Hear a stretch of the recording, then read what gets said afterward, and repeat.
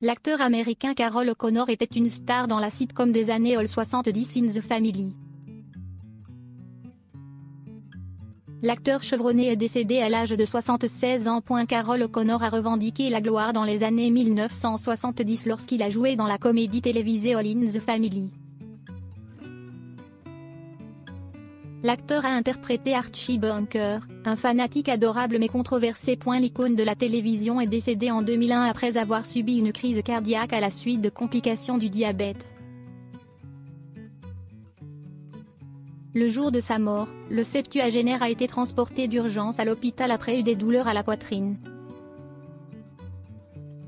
Il est décédé peu de temps après avoir été à demi, avec sa femme à son chevet. L'acteur a souffert d'une série de problèmes de santé avant sa mort. En juin 1998, Carroll O'Connor a dû subir une intervention chirurgicale pour éliminer un blocage dans une artère cardiaque afin de réduire son risque d'accident vasculaire cérébral. Un an plus tard, il était de retour à l'hôpital pour corriger les adhérences d'une opération antérieure de la vésicule biliaire. Ce n'était pas le dernier défi pour l'acteur alors qu'il subissait une autre intervention chirurgicale pour amputer un orteil. L'opération devait être effectuée pour améliorer la circulation sanguine de l'acteur gêné par le diabète. Malgré sa santé, O'Connor était toujours de bonne humeur. Lorsque vous êtes diabétique, vous devez beaucoup faire pipi. A déclaré Carroll O'Connor aux journalistes en quittant l'hôpital. Des amis et des membres de la famille, y compris des co-stars de l'émission All in the Family, se sont rendus aux funérailles du défunt, qui ont eu lieu à l'église St.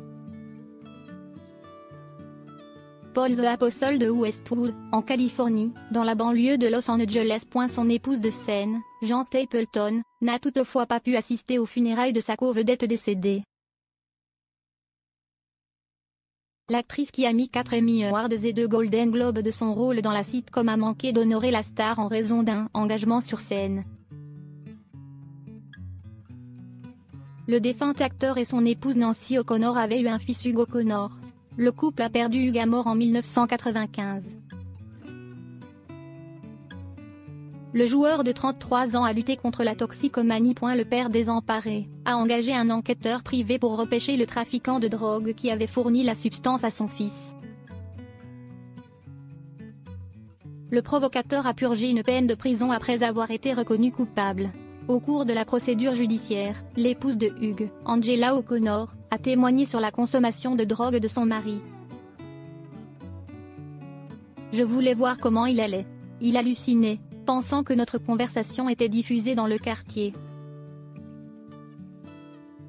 A déclaré Madame O'Connor au tribunal. En 2014, Nancy O'Connor est décédée à son domicile de Malibu, en Californie, à l'âge de 84 ans. Elle a souffert d'Alzheimer pendant environ une décennie. O'Connor a figuré dans des projets de films jusqu'à un an avant sa disparition. L'acteur a démissionné de son rôle après avoir joué dans Tommy en raison de problèmes de santé. Bien que la star de la télévision emblématique soit célèbre pour son rôle dans All in the Family, il a obtenu son rôle révolutionnaire en 1958 quand il a décroché une production off-Broadway, Ulysses in Nighttown. Il a poursuivi avec d'autres projets télévisés et cinématographiques couvrant une carrière de 40 ans. O'Connor a reçu beaucoup d'éloges au cours de sa carrière, il a remporté 5 Emmy Awards. 4 étaient pour son travail dans All in the Family de CBS. Toutefois, raconter la vie des célébrités après leur décès, n'est pas toujours pas facile. Un proche collaborateur d'Elizabeth Taylor, l'avait aussi essayé pour celle qui était connue pour ses rôles dans des films à succès, entre autres, Cléopâtre.